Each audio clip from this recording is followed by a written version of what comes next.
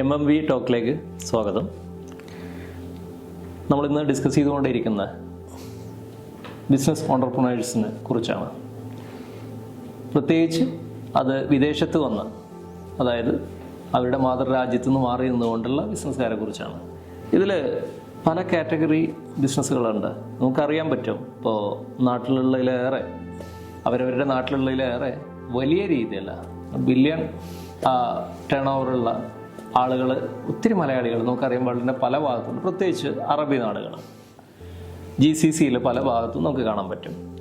ഇവരിൽ നമ്മൾ കോമൺ ആയിട്ട് കണ്ടുവരുന്ന ചില കാര്യങ്ങൾ നമുക്ക് ഒന്ന് ഡിസ്കസ് ചെയ്യാൻ തോന്നി. കാരണം ഇവിടെ നൂറുകണക്കിന് സ്റ്റാഫുകളും മറ്റുമുള്ള ആളുകളാണെങ്കിൽ പോലും അവർ ഇപ്പോഴും ഇൻ ദ ബിസിനസ്സിലാണെന്നുള്ളൊരു വളരെ ആശ്ചര്യമായിട്ടുള്ള ഒരു കാര്യം നമുക്ക് കാണാൻ പറ്റും. കാരണം മറ്റുള്ളവരെ നമ്മൾ കമ്പയർ ചെയ്ത് നോക്കുമ്പോൾ, ഇപ്പോൾ അതർ കൺട്രീസ് അല്ലെങ്കിൽ യൂറോപ്യൻസിനെയൊക്കെ ഇവർ നമ്മൾ നോക്കുമ്പോൾ, അവരൊരു ബിസിനസ് പ്രോജക്റ്റ് ഡെവലപ്പ് ചെയ്ത് വരുമ്പോഴേക്ക് തന്നെ പതുക്കെ കൃത്യമായിട്ടുള്ള പ്ലാനിങ്ങോട് കൂടിയിട്ട് അവരത് മാക്സിമം ഫ്രീ ആയിട്ട് വരുന്നുണ്ട്. ഇതിന് എന്താണ് ഒരു കാരണം? കാരണം നിങ്ങളുടെ ജീവിതത്തിൽ വലിയ മാറ്റങ്ങൾ ഉണ്ടാവണമെന്ന് നിങ്ങൾ ആഗ്രഹിക്കുന്നുവെങ്കിൽ, നിങ്ങളുടെ ജീവിതത്തിൽ വിജയങ്ങൾ ഉണ്ടാവണമെന്ന് നിങ്ങൾ ആഗ്രഹിക്കുന്നുവെങ്കിൽ, അതിന് നിങ്ങളെ സഹായിക്കുന്ന ഒരു വലിയ പ്ലാറ്റ്ഫോമാണ് അൻവർസാം മാജിക് വൈബ്സ്. നിങ്ങളെ അതിനുവേണ്ടി ഒരുക്കുവാൻ സഹായിക്കുന്ന ഒരുപാട് കോഴ്സുകൾ മാജിക് വൈബ്സ് എന്ന് പറയുന്ന ഈ പ്ലാറ്റ്ഫോമിൽ അവൈലബിൾ ആണ്. ഇതിൽ നോക്കേണ്ടതെന്ന് വെച്ചാൽ, പ്രത്യേകിച്ച് ഈ മലയാളികൾ ഡെവലപ്പ് ചെയ്യുന്ന ബിസിനസ്സുകളുടെയൊക്കെ ഒരു ചലഞ്ച് എന്ന് പറയുന്നത്, അവരിതിനുള്ളിലാണ് വളർന്നു വരുന്നത്. ഈ ബിസിനസ്സിനെ ഡെവലപ്പ് ചെയ്തുകൊണ്ട് വളർന്നു വരുന്നു. പക്ഷേ ഈ വളർന്നു വരുന്ന ഓരോ വളർച്ചയിൽ ആവശ്യമുള്ള ആളുകളെ കണ്ടെത്തിയിട്ട് പ്രോപ്പറായിട്ട് ഇങ്ങനെ ഹാൻഡ് ഓവർ ചെയ്ത് പോവുക എന്നുള്ളതിലേക്ക് ഇവർ വരേണ്ടതുണ്ട്. ഇത് വരാതിരിക്കാനുള്ള പ്രധാനപ്പെട്ട ഒരു കാരണം എന്താണെന്ന് വെച്ച് കഴിഞ്ഞാൽ, ഞാൻ പലരോടും സംസാരിക്കുമ്പോൾ, ഈ ബിസിനസ്സിൻ്റെ ഐഡിയ ഒരാൾ പഠിച്ചിട്ട് അയാൾ ഈ ബിസിനസ്സുമായിട്ട് പോകില്ലേ, പോകാനുള്ള സാധ്യതയൊക്കെ ഉണ്ട്. ഇല്ലയെന്ന് നമുക്ക് പറയാൻ കഴിയില്ല. പിന്നെ പോയ ചരിത്രമുണ്ട്, അതും ഇല്ലയെന്ന് പറയാൻ കഴിയില്ല. പക്ഷേ ഇവിടെ നമ്മളൊരു ബ്രാൻഡിനെ ഡെവലപ്പ് ചെയ്യുകയും ആ ബ്രാൻഡിൽ പ്രോപ്പറായിട്ടുള്ള ഒരു സിസ്റ്റം ഡെവലപ്പ് ചെയ്തിട്ട് നമ്മൾ അതിനെ പ്ലേസ് ചെയ്തിട്ടുണ്ട് എങ്കിൽ ആര് പോയാലും നമുക്ക് അവിടെ പിടിച്ചു നിൽക്കാൻ കഴിയുമെന്നുള്ളതാണ് സത്യം. അപ്പോൾ അതുകൊണ്ട് തന്നെ ബിസിനസ്സിനെ എപ്പോഴും നമ്മൾ ശ്രദ്ധിക്കേണ്ടത് പ്രോപ്പറായിട്ട് ഹാൻഡ് ഓവർ ചെയ്ത് പോകണം. പിന്നെ ചില കോർ ക്ലയൻസുകളുണ്ടാവും നമ്മളെ അറ്റൻഡ് ചെയ്യണം. അതിനൊക്കെ നമുക്ക് സമയം ഉണ്ടാവുകയും ചെയ്യും, അത് നമുക്ക് കണ്ടെത്താനും കഴിയും. ഇവിടെ ഞാൻ പറയുന്നത് 3 കാര്യങ്ങൾ നമ്മളെപ്പോഴും നമ്മുടെ കൈകളിലായിരിക്കണം. ഒന്ന്, ഇന്നൊവേഷൻ സ്ട്രാറ്റജി പ്ലാനിങ് നമ്മുടെ കയ്യിലുണ്ടായിരിക്കണം. രണ്ടാമത്തെ ഒരു കാര്യം, മാർക്കറ്റിംഗ്. നമ്മുടെ പ്രോപ്പർ ശ്രദ്ധയിലുണ്ടായിരിക്കണം. എന്ത് സംഭവിക്കുന്നു, നമ്മൾ ചെയ്യണമെന്നില്ല, പക്ഷെ എന്ത് സംഭവിക്കുന്നു എന്നുള്ളത് നമ്മുടെ. മൂന്നാമത്തത് ഫൈനാൻസ്. നമ്മൾ കണക്ക് എഴുതാനൊന്നും പോകണ്ട, പക്ഷെ കണക്ക് കൃത്യമായിട്ട് വെരിഫൈ ചെയ്യുന്നത് നമ്മുടെ കയ്യിലുണ്ട്. ഈ 3 കാര്യങ്ങൾ നമ്മുടെ കയ്യിലുണ്ടെന്ന് ഉറപ്പ് വരുത്തിയാൽ, അല്ലെങ്കിൽ ഇത് പ്രോപ്പർ നമ്മുടെ ഒരു ഹാൻഡ്ലിങ്ങിൻ്റെ കയ്യിൻ്റെ ഉള്ളിലുണ്ടെന്ന് ഉറപ്പ് വരുത്തിയാൽ, ഓപ്പറേഷൻസ് നിങ്ങൾക്ക് തീർച്ചയായും ആളുകളെ ഏൽപ്പിക്കാൻ പറ്റും. അങ്ങനെ നിങ്ങൾ ഏൽപ്പിച്ച് പോവുകയാണെങ്കിൽ വളരെ നന്നായിട്ട് ഈ ബിസിനസ്സിനെ ഡെവലപ്പ് ചെയ്യാനും, പ്രോപ്പറായിട്ട് വേറെ സ്ഥലത്ത് നമുക്ക് ബ്രാഞ്ച് തുറക്കണമെങ്കിൽ, അല്ലെങ്കിൽ ഒരു ഫ്രാഞ്ചൈസി ബിസിനസ്സായിട്ട് ഡെവലപ്പ് ചെയ്യണമെങ്കിലൊക്കെ കഴിയും. അപ്പോൾ ഈ പ്രോപ്പർ ആയിട്ടുള്ള ഓപ്പറേഷൻ പ്ലാനുകൾ ഉണ്ടാകുക എന്നുള്ളതാണ്. ഇപ്പോൾ ഞാൻ പല ആളുകളായിട്ട് സംസാരിക്കുമ്പോൾ സംഭവിക്കുന്നത്, ഈ ഓപ്പറേഷനൊക്കെ ലീഡ് ചെയ്യുന്നത് ഒന്നുമില്ല അവരുടെ ബന്ധുക്കൾ, സുഹൃത്തുക്കൾ, പാർട്ട്ണറൊക്കെ ആയിരിക്കും. അപ്പോൾ ഇവിടെ അവർക്ക് ഇൻഫ്ലുവൻസ് ചെലുത്താൻ പലപ്പോഴും കഴിയാറില്ല. അത് വലിയൊരു ചലഞ്ചായിട്ട് വരുന്നുണ്ട്. പക്ഷേ അവരെ ഇത് പഠിപ്പിച്ചു കൊടുക്കണം. ഇതൊരു സിസ്റ്റമാറ്റിക് ആയിട്ട് പോവുകയാണ് എങ്കിൽ നിങ്ങൾക്ക് അവിടെ ഫ്രീഡം ആസ്വദിക്കാൻ കഴിയും എന്നുള്ളത് മാത്രമല്ല, ക്വാളിറ്റി നമുക്ക് കൃത്യമായിട്ട് പ്രോപ്പറായിട്ട് ഇത് ചെയ്യാൻ കഴിയും. മറ്റത് ആര് ഇരിക്കുന്നു എന്നതിനനുസരിച്ചായിരിക്കും ഇതിൻ്റെ ക്വാളിറ്റി വരുന്നത്. അപ്പോൾ പ്രൊഡക്റ്റിനൊരു ക്വാളിറ്റി ഉണ്ടാവില്ല, അവിടെ ഇരിക്കുന്ന ആൾ മാറുന്നതനുസരിച്ച് ക്വാളിറ്റി മാറുമായിരിക്കും. ഇപ്പോൾ ഹോട്ടൽ ബിസിനസ്സിലൊക്കെ നമുക്ക് കാണാറുണ്ട്, ഒരാൾ പോയി കഴിഞ്ഞാൽ ആ ഹോട്ടലിൽ ടേസ്റ്റേ മാറി. അപ്പോൾ അവിടെയും നമുക്കൊരു കൃത്യമായിട്ട് ഇത് സെറ്റപ്പ് ചെയ്യാൻ കഴിയണം. അപ്പോൾ ഫ്രാഞ്ചൈസി ബിസിനസ് ചെയ്യുന്ന ഹോട്ടൽസിനെ ശ്രദ്ധിച്ചു നോക്കൂ, അവർക്ക് പ്രോപ്പർ മെനു ഉണ്ടാവും, പ്രോപ്പർ കൂട്ടുണ്ടാവും. അത് അവരുടെ സാധനമായിട്ട് മാറിയിട്ടുണ്ടാവും. ഒരു വ്യക്തിയുടെ എന്നുള്ളതിനേക്കാൾ ഉപരി, അല്ലെങ്കിൽ അവരുടെ സിസ്റ്റമായിട്ട് മാറിയിട്ടുണ്ടാവും. അതുകൊണ്ട് തന്നെ അവരുടെ ഏത് സ്ഥലത്ത് പോയാലും അതേ ടേസ്റ്റ് നമുക്ക് ലഭിക്കും. അപ്പോൾ അതിന് പ്രോപ്പറായിട്ട് ഇവരെ ട്രെയിൻ ചെയ്താൽ മതി. അപ്പോൾ ഇങ്ങനെയുള്ള കാര്യങ്ങളുമായിട്ട് പോയാൽ മാത്രമേ ഈ ബിസിനസ്സിന്, ഇപ്പോൾ നേരത്തെ പറഞ്ഞു 100 സ്റ്റാഫൊക്കെ ഉള്ള ഒരു കമ്പനി ഇങ്ങനത്തെ ഒരുപാട് കമ്പനികൾ ഇപ്പോഴും ഇവിടെ ഉണ്ട്. അവർ 18 മണിക്കൂർ ജോലി ചെയ്യുന്ന ഓണ്ടർപ്രണേഴ്സ് ഉണ്ട്. അവർക്ക് അവരുടെ പ്രോഫിറ്റ് അവർക്കുണ്ട്, പക്ഷെ ആ പ്രോഫിറ്റിനെ അവർക്ക് എൻജോയ് ചെയ്യാൻ പറ്റുന്നില്ല, അവർക്ക് ആ ഫ്രീഡം എൻജോയ് ചെയ്യാൻ പറ്റുന്നില്ല. പൈസ ഉണ്ടാക്കുക എന്ന് മാത്രമല്ലല്ലോ ബിസിനസ്സിൻ്റെയും ഇതിൻ്റെയും. നമുക്ക് അതിൻ്റെ കൂടെ നമ്മുടെ പേഴ്സണൽ ലൈഫ് വേണം, നമ്മുടെ ഹെൽത്തിനെ ശ്രദ്ധിക്കണം, നമ്മുടെ വെൽബീയിങ് ശ്രദ്ധിക്കണം. ഇതൊക്കെ വളരെ ഇമ്പോർട്ടൻ്റ് ആണ്. ഇതൊന്നും ഇല്ലാതെ ബിസിനസ്സിൻ്റെ കൂടെ ഓടിയിട്ട് യാതൊരു കാര്യമില്ല. അങ്ങനത്തെ ആളുകൾ ജോലി ചെയ്യുന്നതായിരിക്കും ബെസ്റ്റ് എന്ന് എനിക്ക് തോന്നുന്നത്. കാരണം ബിസിനസ്സിനെ മുന്നോട്ട് കൊണ്ടുപോകുമ്പോൾ അതിൻ്റെ കൂടെ തന്നെ ഫാമിലി ഇമ്പോർട്ടൻ്റ് ആണ്, നമ്മുടെ ആരോഗ്യം ഇമ്പോർട്ടൻ്റ് ആണ്, സമൂഹവുമായിട്ടുള്ള കണക്ഷൻ ഇമ്പോർട്ടൻ്റ് ആണ്, സമൂഹത്തിനെ ഹെൽപ്പ് ചെയ്യുക എന്നുള്ളത് ഇമ്പോർട്ടൻ്റ് ആണ്. അതുപോലെ തന്നെ നമുക്ക് ആസ്വാദ്യകരമായിട്ടുള്ള ഫൺ ആൻഡ് ഹോബീസ് ഇമ്പോർട്ടൻ്റ് ആണ്. നമ്മളെ പ്രോപ്പറായിട്ട് ബ്രാൻഡ് ചെയ്യുക, ഡെവലപ്പ് ചെയ്യുക, അത് ഇമ്പോർട്ടൻ്റ്. ഇതെല്ലാം വേണം, എല്ലാം വേണം. എല്ലാം നമുക്ക് കൊണ്ടുപോകാനും കഴിയും. പക്ഷേ നമുക്ക് സിസ്റ്റമാറ്റിക്കായിട്ട് പ്ലാൻ ചെയ്യാൻ കഴിയണം.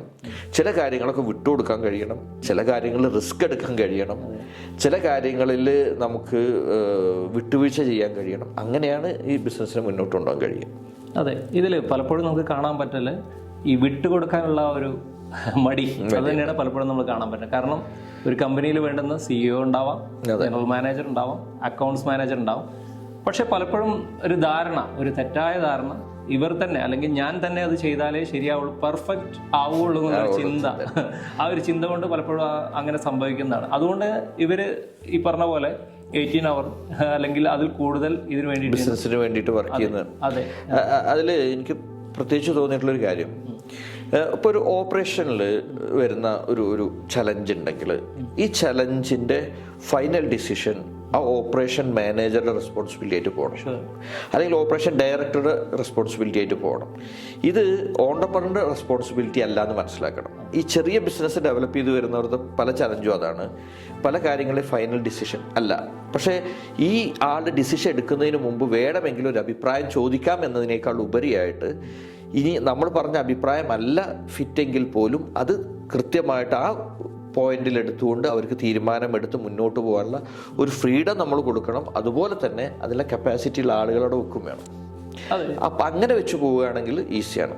എനിക്ക് ഏറ്റവും തമാശയായിട്ട് തോന്നാറുള്ളത്, ചെക്ക് മടങ്ങുകയാണ്, അല്ലെങ്കിൽ ചെക്ക് ഇന്ന് പൈസ പോകില്ല, ഓണ്ടർപ്രണർ അതിനുവേണ്ടി പൈസ ഓടി നടന്ന് ഉണ്ടാക്കിയിട്ട് ബാങ്കിൽ ഡെപ്പോസിറ്റ് ചെയ്യുന്ന സിസ്റ്റമൊക്കെ പല സ്ഥലങ്ങളിലും കാണാറുണ്ട്. ശരിക്കും ഇങ്ങനൊരു സാഹചര്യം വരാതെ നോക്കേണ്ട ഉത്തരവാദിത്തത്തിലേക്ക് ഫിനാൻസ് ടീമിനെ മാറ്റേണ്ടതുണ്ട്. അവർ പ്രത്യേകമായിട്ട് പ്രോപ്പറായിട്ട് പ്ലാൻ ചെയ്ത് കഴിഞ്ഞാൽ ഇത് വരില്ല, അതിലേക്ക് അവരെ വളർത്തിയെടുക്കണം. അതല്ലാതെ ഓരോ കാര്യങ്ങൾക്ക് നമ്മൾ ഓടി നടക്കുന്ന സിസ്റ്റം വളരെ ബുദ്ധിമുട്ടാണ്. മാത്രമല്ല അങ്ങനത്തെ ആളുകൾക്ക് ഒരു ബിസിനസ് ലൈഫിനെ ആസ്വദിക്കാനും കഴിയില്ല. ശരിക്കും ബിസിനസ് എന്ന് പറയുന്നത് എൻജോയ് ചെയ്തിട്ട് അല്ലെ, ജീവിതം കൂട്ടത്തിൽ അവര് ജീവിക്കും കൂടെ വേണം, ജീവിക്കും കൂടെ വേണം എന്നുള്ളതാണ്. സമാധാനത്തോടും സന്തോഷത്തോടും കൂടി ബിസിനസ് ചെയ്യാൻ പറ്റണം. അതെ, അതിന് വേണ്ടുന്ന ശരിക്ക് ഇപ്പോൾ നമുക്ക് ധാരാളം കാണാൻ പറ്റുന്ന ഒരു കാര്യമാണ്, പലർക്കും വേണ്ടുന്ന രീതിയിൽ ഒരു പ്രൊഫഷണൽ ഒരു മെന്ററിങ് ലഭിക്കുന്നില്ല, അല്ലെങ്കിൽ എവിടെ കിട്ടും എന്നുള്ള കാര്യത്തിന് അവരെ കുറിച്ച് വ്യക്തമായൊരു ധാരണ അവർക്കില്ല എന്നുള്ളതാണ്. ഇല്ലേ, അതെനിക്ക് വളരെതായിട്ട് ഒരുപാട് നമ്മുടെ സുഹൃത്തുക്കൾക്ക് കാണാൻ പറ്റുന്നു. അവർക്ക് പലപ്പോഴും മടിയാണ്. കാരണം അവർ വലിയ വലിയ കമ്പനികൾ ഇതുപോലെ മേധാവികളാണ്. ഇങ്ങനെയൊക്കെ ആണെങ്കിൽ പോലും ഒരു യഥാർത്ഥ ലൈഫ് എങ്ങനെ ആസ്വദിക്കുക, ഈ പറഞ്ഞ പോലെ നമ്മൾ കുറെ പൈസ ഉണ്ടായതുകൊണ്ട് മാത്രം അയാളുടെ ലൈഫ് സെറ്റ് ആവുന്നില്ല, സക്സസ് ആവുന്നില്ല. കാരണം സമാധാനം, ഈ പറഞ്ഞ പോലെ ഏറ്റവും വേണ്ടുന്ന മനസ്സിന് കിട്ടുന്ന സമാധാനം, ഫ്രീഡം, അവനവന്റെ കുടുംബത്തിനോടുള്ള ചെലവഴിക്കാനുള്ള സമയം, ഇതൊന്നും കിട്ടാതെ ഓടുന്നതായിട്ട് കാണാം. ഇവർക്ക് കൃത്യമായിട്ടുള്ളൊരു മാറ്റം വേണമെങ്കിൽ തീർച്ചയായിട്ടും ഒരു മെന്ററിങ്, അവർക്ക് ഒരു കൃത്യമായിട്ട് മെന്ററിങ്, അവർക്ക് അവരുടെ ലൈഫ് ഒരു ഷിഫ്റ്റ് നിർബന്ധമായിട്ടും വേണ്ട ഒരു കാര്യം തന്നെയാണ്. അതെ. ഇപ്പൊ നമ്മുടെ ഇതിൽ നമ്മൾ ഓണ്ടർപ്രണർ മെന്റർഷിപ്പ് നമ്മൾ കൊടുക്കുന്നുണ്ട്. നമ്മുടെ മാജിക് വൈബ്സ് അക്കാഡമിയിൽ ഓണ്ടർപ്രണർ മെന്റർഷിപ്പ് കൊടുക്കുന്നുണ്ട്. അപ്പോൾ അത് നമ്മൾ കൊടുക്കുന്നത് എങ്ങനെയാണെന്ന് വെച്ച് കഴിഞ്ഞാൽ അവരോടൊക്കെ ഇന്റർവ്യൂ ചെയ്ത് ആ ഒരു ബിസിനസ്സിനെ അവർക്ക് കൊണ്ടുപോകാനുള്ള ഫയർ ഉണ്ടെന്ന് എനിക്ക് ബോധ്യമാകുന്ന ആളുകൾക്ക് മാത്രമേ ഞാൻ മെന്റർഷിപ്പ് കൊടുക്കാറുള്ളൂ. അതിന് കാരണം പലപ്പോഴും നമ്മളിത് സംസാരിക്കാൻ വരുന്ന ആളുകളെ സംബന്ധിച്ചിടത്തോളം അവർക്ക് അതിനൊരു ഫയറൊന്നുമില്ല. അവർ പല സാഹചര്യങ്ങൾ കൊണ്ട് എടുത്തു വെച്ച ആളുകളാണ്. അവർ ഡെവലപ്പ് ചെയ്ത് എടുക്കണം. അപ്പോൾ പിന്നെ സിസ്റ്റമാറ്റിക്കായിട്ട് ഈ ആളുകളെ പോലും നമുക്ക് ഉയർത്തിക്കൊണ്ടുവരാൻ പറ്റും. സിസ്റ്റമാറ്റിക്കായിട്ട് അവർ ഡെഡിക്കേറ്റഡ് ആയിട്ട് ഇതിന് വർക്ക് ചെയ്യാൻ തയ്യാറാവണം. പിന്നെ ചില ആളുകളെ നമ്മൾ കാണാറുള്ളത് എന്ന് വെച്ചാൽ ഇത് കേൾക്കാനൊക്കെ റെഡി ആയിരിക്കും, പക്ഷെ ഇത് പ്രാക്ടിക്കലി അവർ ഇംപ്ലിമെൻ്റ് ചെയ്യാൻ അവർക്ക് പ്രയാസമാണ്. അപ്പോൾ ആ ഒരു ഫയറുള്ള കപ്പാസിറ്റിയുള്ള ആളുകളാണെങ്കിൽ നമുക്ക് കൃത്യമായ മെൻറ്റർഷിപ്പിലൂടെ അവരെ ഉയർത്തി കൊണ്ടുവരാൻ കഴിയും. ഇപ്പോൾ ഏറ്റവും പ്രധാനമായിട്ട് ഇവരനുഭവിക്കുന്ന ചലഞ്ച് എന്ന് പറയുന്നത് ഒരു ഇവൻറ്റിനെ ഫേസ് ചെയ്യാൻ കഴിയാതിരിക്കുക എന്നുള്ളതാണ്. ഒരുപാട് ഇവൻറ്റുകൾ കടന്നു വരും ബിസിനസ്സിൽ. നെഗറ്റീവ് ആവാം, പോസിറ്റീവ് ആവാം. ഇതിനെ രണ്ടിനെയും പ്രോപ്പറായിട്ട് ഫേസ് ചെയ്യാനും പ്രോപ്പറായിട്ട് മാനേജ് ചെയ്യാനും കഴിഞ്ഞാൽ അവിടെയാണ് വിജയം എന്ന് പറയുന്നത്. അപ്പോൾ അതിലേക്ക് പേഴ്സണലി വളരാൻ കഴിയണം, പ്രോപ്പർ സിസ്റ്റം ഇംപ്ലിമെൻ്റ് ചെയ്യണം, നമുക്ക് കോമ്പറ്റീറ്ററെ നമുക്ക് അറിയാൻ കഴിയണം, നമ്മുടെ മാർക്കറ്റ് എങ്ങനെ പോകുന്നു എന്ന് നമുക്ക് പഠിക്കാൻ കഴിയണം. ഇതൊന്നും നമ്മൾ ഇറങ്ങണമെന്നില്ല, ഇതിനൊക്കെ ടീമിനെ വെച്ച് കൃത്യമായിട്ട് പഠിച്ച്, പക്ഷേ ഇതിൻ്റെ ഫൈനൽ സാധനം നമ്മുടെ കയ്യിലേക്ക് കിട്ടുന്ന രൂപത്തിൽ ബിസിനസ്സിനെ കൊണ്ടുപോകണം. അപ്പോൾ അതിന് കൃത്യമായൊരു മെൻറ്റർഷിപ്പിലൂടെ പോവുക, അതുപോലെ തന്നെ കൃത്യമായിട്ടുള്ള ട്രെയിനിങ്ങിലൂടെ കടന്നു പോവുക, സ്റ്റാഫിന് കൃത്യമായിട്ട് ട്രെയിനിങ് കൊടുക്കുക. ഈ സ്റ്റാഫിന് ട്രെയിനിങ് ഒരു ഓൺടർപ്രണർക്ക് കൊടുക്കാൻ പറ്റിയാൽ ദാറ്റ് ഈസ് ദ ബെസ്റ്റ്. മനസ്സിലായില്ലേ? അവർക്കാണ് ഈ ബിസിനസ്സിൻ്റെ ആത്മാവ് കയ്യിലുള്ള ആളാണ് കൊടുക്കാൻ പറ്റും. പക്ഷെ ഒരു സെയിൽസിൻ്റെ ട്രെയിനിങ്ങിന് നമുക്ക് പുതിയൊരാളെ വെക്കാം, അപ്പോൾ നമുക്ക് പുറത്തുനിന്ന് ഒരാളെ വെച്ച്. പക്ഷേ ബിസിനസ്സിനെ കുറിച്ചുള്ള വ്യൂ പറയാനും ബിസിനസ്സിൻ്റെ ആ ഡെവലപ്മെൻറ്റിനെ കുറിച്ച് സംസാരിക്കാനും ഈ ഓൺടർപ്രണറോ പാകപ്പെട്ട വേറെ ആൾക്കും കഴിയില്ല. അപ്പോൾ ആ ലെവലിലേക്ക് ഇവർക്ക് വളരാൻ കഴിയണമെന്നാണ് എനിക്ക് തോന്നുന്നത്. ഓക്കെ.